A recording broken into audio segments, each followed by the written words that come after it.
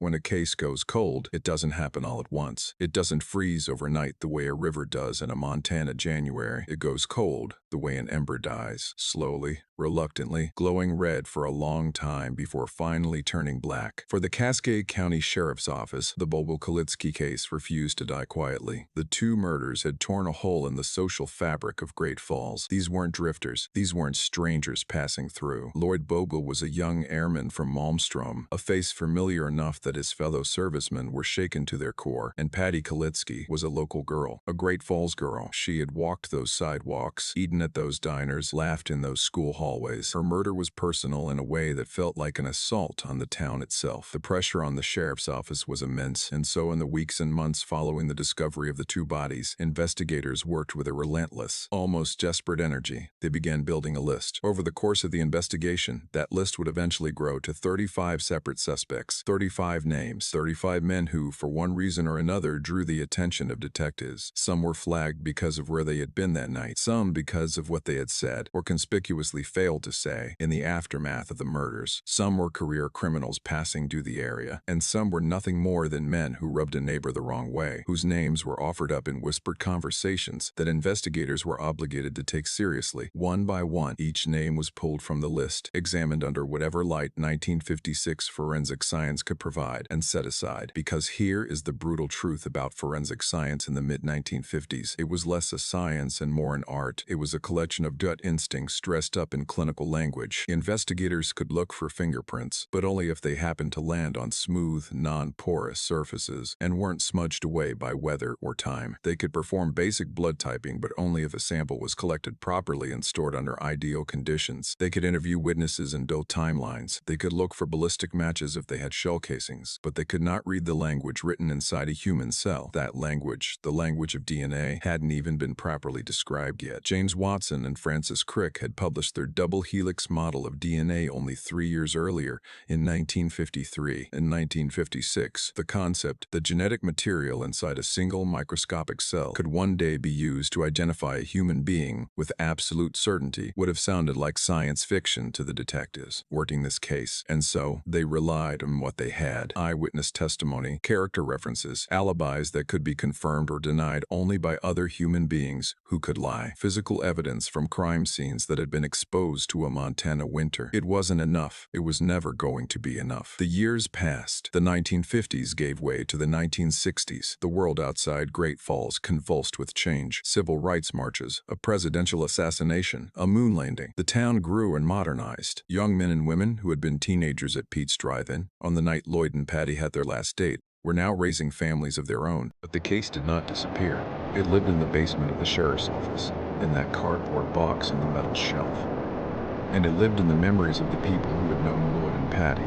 Patty's family, her parents, her siblings, carried the weight of it every single day.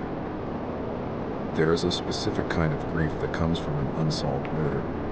It is not the clean grief of loss. It is a grinding, daily wound, reopened every morning by the knowledge that the person who did this is still out there, still breathing, still living a life. That grief drove investigators back to the files again and again.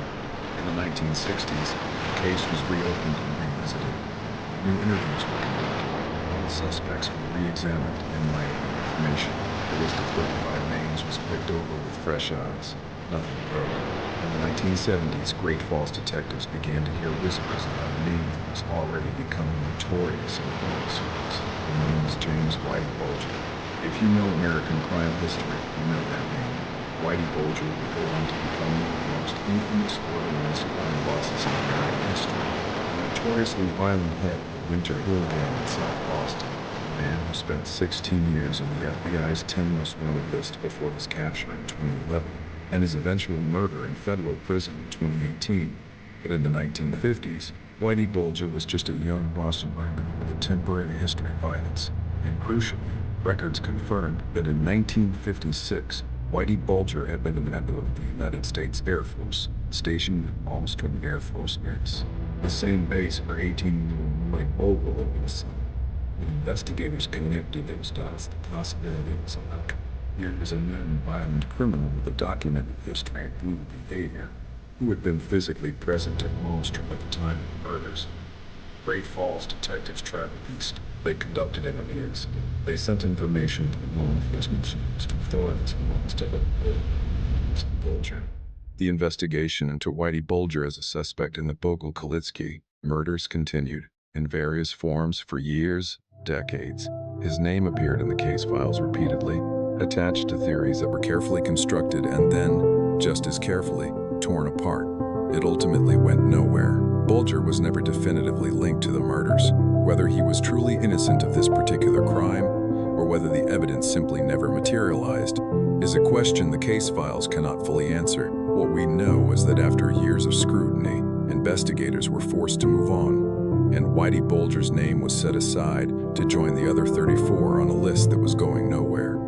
The 1980s arrived, and with them came one of the most extraordinary and ultimately heartbreaking measures ever taken in the pursuit of this case. Somewhere along the years of investigation, a bullet had been recovered from one of the crime scenes. Not a shell casing, an actual bullet, a critical piece of physical evidence. But at some point, in the chaotic shuffle of evidence handling over the preceding decades, the exact location of that bullet had become disputed. Notes in the case file suggested it might have been buried, literally buried, near one of the crime scenes, perhaps embedded in the ground or lodged against something organic. And one theory, supported by a combination of witness recollection and careful forensic re-examination, pointed to a specific tree, a cottonwood tree, massive and old, standing near the scene where Lloyd Bogle had been found. This tree had been there before Lloyd and Patty ever lived. Before Malmstrom Air Force Base existed, it had been standing in that Montana landscape for roughly 150 years. In 1983, investigators made the decision to cut it down. A 150-year-old tree, felled, its rings counting backwards through time, back past the Korean War, back past the Depression, back past the frontier era of Montana itself, because somewhere inside its heartwood might be a bullet that could break a murder case. The tree was cut down. It was examined. The bullet, or whatever investigators had hoped to find, was not there. It was not recoverable in a useful form. The cottonwood fell for nothing. If you want a single image to capture the desperation of those middle decades, the sheer, grinding, hopeless effort that went into this investigation, that is it. Men with chainsaws standing in a Montana field, cutting apart a living organism that had survived the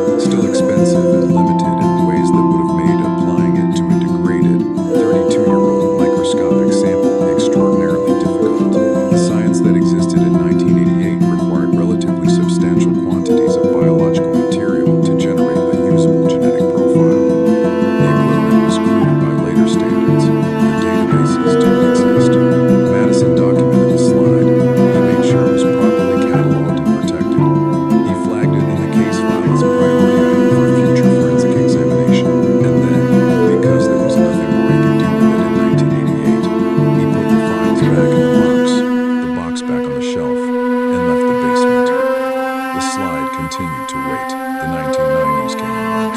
DNA testing became more sophisticated, more widely used, more integrated into criminal investigations across the country. High-profile cases.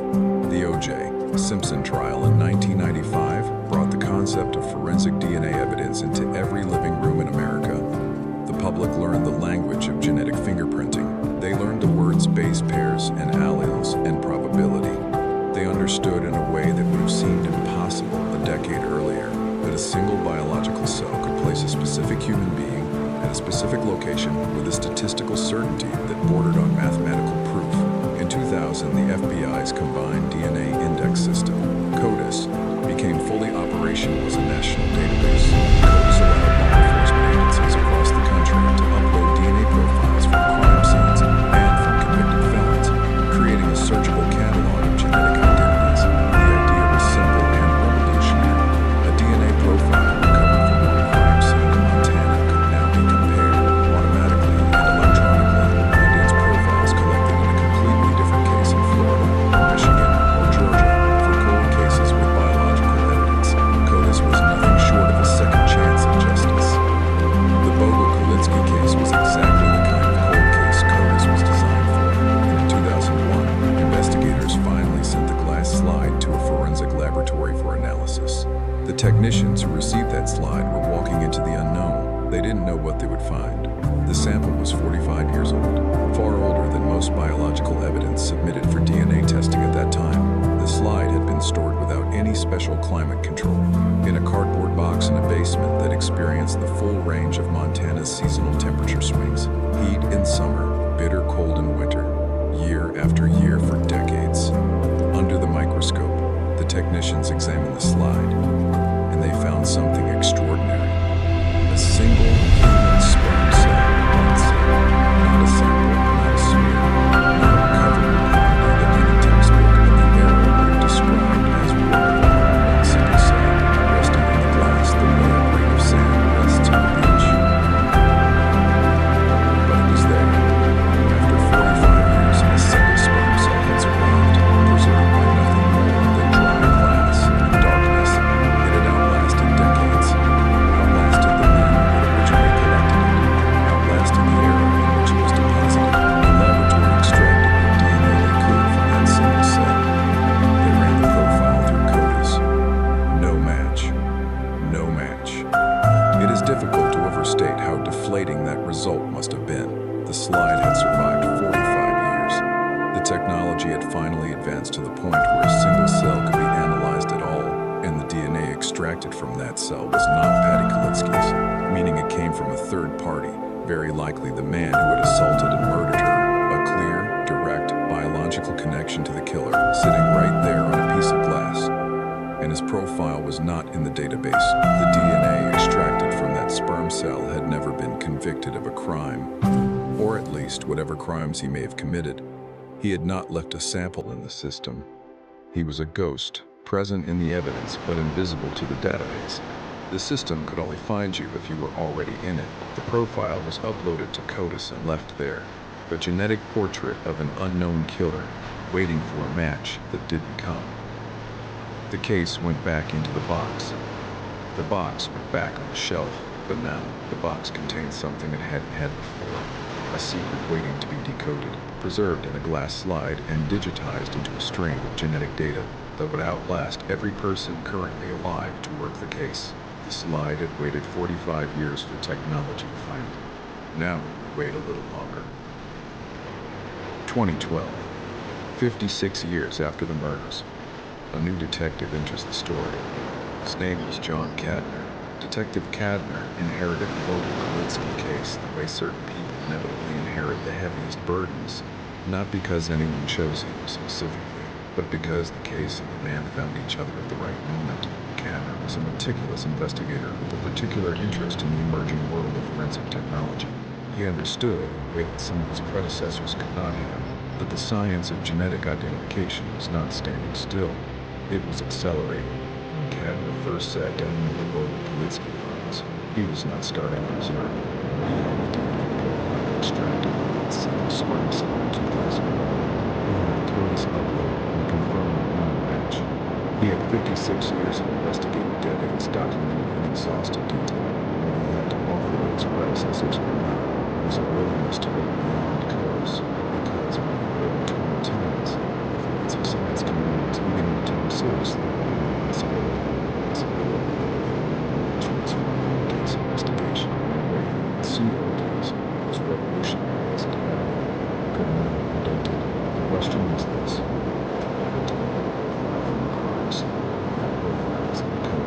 can you still find the person behind the story? The answer being widely developed in laboratories and research institutions across the country is yes, possibly.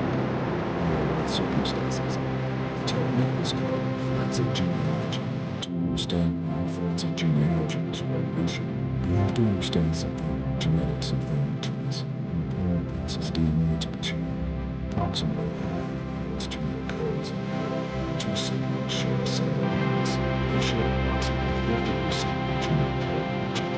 Small but still measurable percentages with cousins and some of those grandparents. The further the family relationship, the lower the percentage of shared DNA.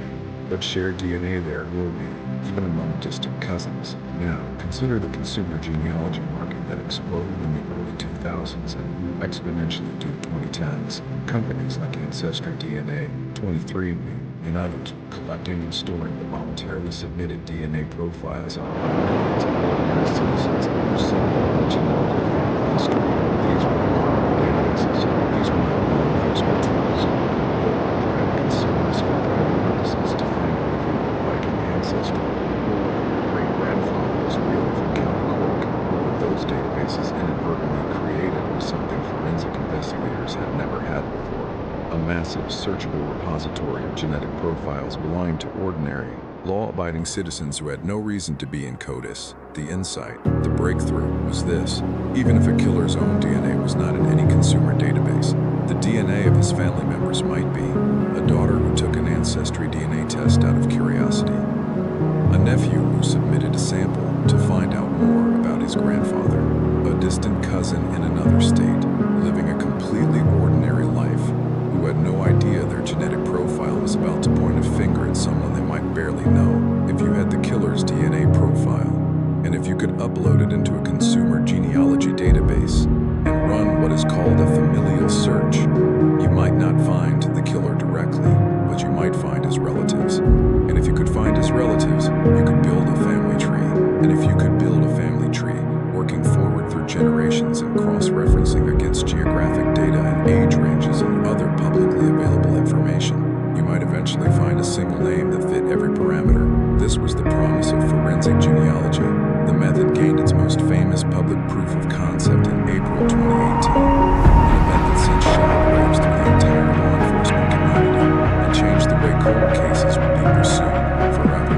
After more than 3 decades of failure, investigators working the case of the Golden State Killer, a serial rapist and murderer who terrorized California in the 1970s and 1980s, uploaded his crime scene DNA to a consumer genealogy website called GEDmatch.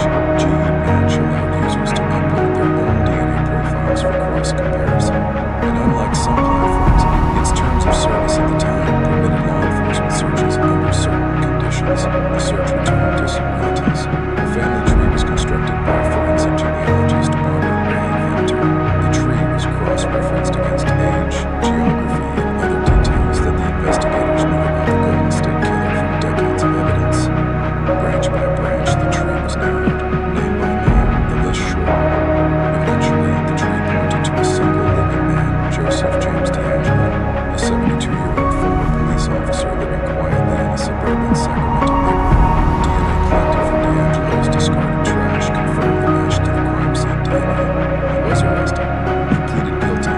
He was sentenced to life in prison without the possibility of parole. The Golden State Killer had been caught because a third cousin had taken a genealogy test for fun. The law enforcement world took note. Agencies across the country began looking at their own cold case DNA evidence with new eyes. The Cascade County Sheriff's Office was among them. Detective Cadwell, watching the Golden State Killer case unfold, understood immediately what it meant for the glass slide in the basement. There was already a DNA profile. There had been one since 2001. It had been sitting in CODIS for years without a hit. was only populated with individuals who had been arrested or convicted of certain crimes. The killer had evaded it because he had apparently never been caught. But a genealogy database was different. A genealogy database didn't require the killer to have been convicted of anything. It only required that someone in his family, somewhere, at any point, had volunteered their DNA to trace their heritage. Cadner moved to make it happen, working with the resources of the Cascade County Sheriff's Office and in partnership with the Montana Division of Criminal Investigation.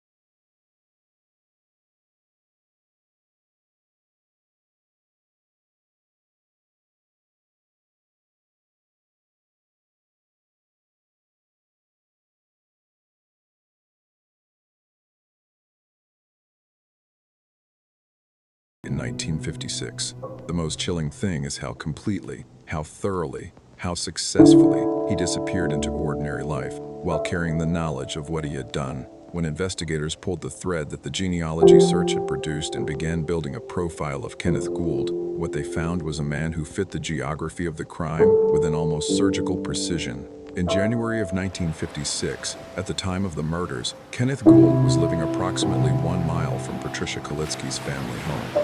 1 mile.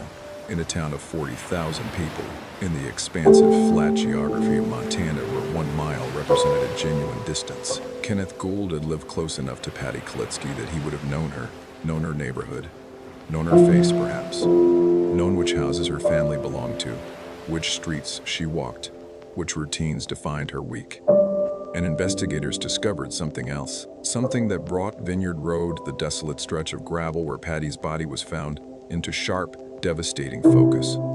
Kenneth Gould rode horses on Vineyard Road. He was known in the area as a man who rode along that road, the same road where Patricia Kalitzky's body was found at the bottom of a 20-foot embankment, the same road that a county worker had driven down the following afternoon, nearly missing the body below. He knew that road. He knew its embankments. He knew its blind spots and its isolation, and exactly how far a body would be from the eyes of anyone driving past. This was not a road a stranger would have chosen. This was the road of a man who had scouted it, who had ridden it on horseback and looked down at the drop-off and understood that the depression at the bottom was not visible from the road above. The profile that emerged from the documentary record of Kenneth Gould's life painted a picture of a man living quietly in plain sight. He was not a famous criminal. He did not have the lurid public history of a Whitey Bulger. He was a local man, embedded in the community, known by his neighbors, unremarkable in every outward respect. This is the nature of the predator who was never caught. The ones who leave no trail are not the ones operating at the fringes of society. They are the ones who blend into its center. They are the ones whose names never come up, whose faces never attract a second glance, who move through the world with the specific, devastating advantage of appearing ordinary. Kenneth Gould had lived with that advantage for 65 years. By the time investigators confirmed his identity as the source of the DNA on the glass slide, Kenneth Gould was dead. He had died without ever facing a courtroom, without ever hearing his name spoken by a detective across an interrogation table, without ever having to look at the families of Lloyd Bogle and Patricia Kalitzky and account for what he had done on a January night in 1956. In one sense, the case could never be fully closed in the way families and investigators dream about. With a trial, with a verdict, with a sentence, the justice system has no mechanism for the dead, but in another sense, in the only sense that ultimately matters to the science, the case was solved. The DNA profile extracted from the single cell in the glass slide matched Kenneth Gould. The genetic evidence was not ambiguous and not circumstantial. It was the biological signature of a specific human being, recovered from the body of a murdered 16-year-old girl, connecting him to a crime that had gone unsolved for longer than most people live. He did it. After 65 years of silence, the informant on the glass slide finally spoke, and what it said in the cold mathematical language of genetic science was a single, unambiguous sentence. It was him. On February 10, 2021, Cascade County Sheriff Jesse Slaughter stood before cameras and microphones and made an announcement that the families of Lloyd Bogle and Patricia Kalitzky had waited 65 years to hear.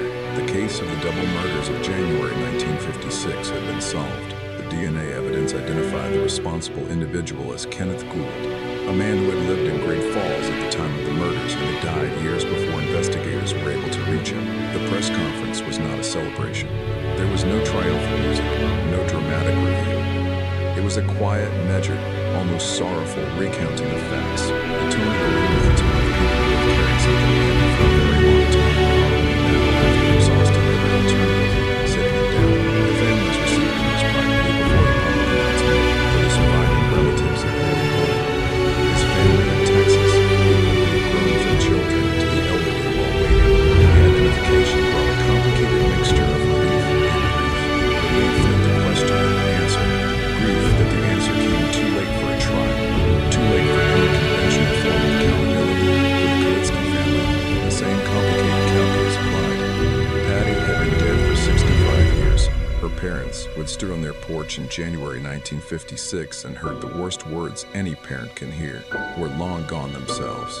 The people receiving the news in 2021 were siblings who had grown up without a sister, nieces and nephews who had never met an aunt, a family shaped permanently by the absence of a 16-year-old girl who had simply gone on a date. The answer to the question of who had done it did not restore what was lost. It couldn't. Nothing could. But it closed a door that had been open, drafting cold air for 65 years. There are several ways to tell the story of the Bogle-Kalitzky case, and they are all true simultaneously. You can tell it as a story of failure, of a killer who walked free for his entire natural life, who died without consequences, who sat at the dinner table and drove his car and breathed clean Montana air for 6 decades while the families of his victims carried unresolved grief.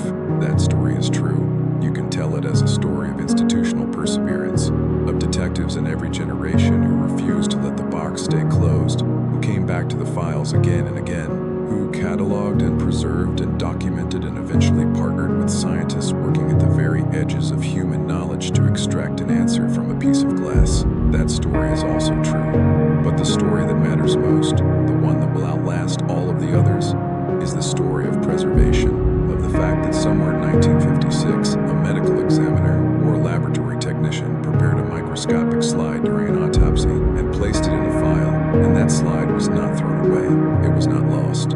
It was not destroyed by heat or flood or the careless sweep of someone cleaning out an old evidence room. It survived because it was glass and it was dark and no one disturbed it, and only its solid, simple cell waited.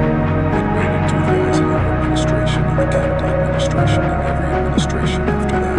It waited through the moon landing and Watergate and the fall of the Berlin Wall and the rise of the internet and the mapping of the human genome and the invention of the smartphone. It waited while the science that could read its secrets was imagined and theorized and developed and refined and eventually brought to bear on a piece of glass in a cardboard box in a basement in Montana. It waited because it had no choice. And then, when the world finally caught up to it, it spoke. This is what forensic science is at its most profound. It is not a dramatic moment in a courtroom. It is not a flashing light or a fingerprint revealed under ultraviolet. It is the slow accumulating intelligence of human curiosity, the willingness to preserve what you don't yet understand, and the faith that understanding will eventually come. The men and women who collected that swarm in 1956 did not know what DNA was. They could not have imagined next-generation sequencing or familial genealogy searches, or a world in which strangers would voluntarily upload their genetic profiles to websites for fun. They were working with what they had, and what they had was procedure and instinct and a fragile piece of glass. They preserved it anyway. And 65 years later, it was enough. Lloyd Bogle was 18 years old. He had come from Waco, Texas to serve his country, and he had fallen in love with a girl in a Montana diner, and he had died on a cold dirt road in January before he had the chance to become whoever he was going to be. Patricia Kalitzky was 16 years old. She was a junior in high school. She had her whole life arranged in front of her. Friends, family, a future entirely unwritten. She died on Vineyard Road, at the bottom of an embankment that she had never seen before that night. Their killer lived out his full life and died peacefully, as far as the record shows, without ever answering for what he did. But he did not escape. Not entirely. Not ultimately. Because the evidence he left behind, the biological trace of himself that he deposited on the body of his victim, was collected, preserved, and eventually read by people who weren't even born yet when he committed his crime. The informant who never spoke finally found its voice.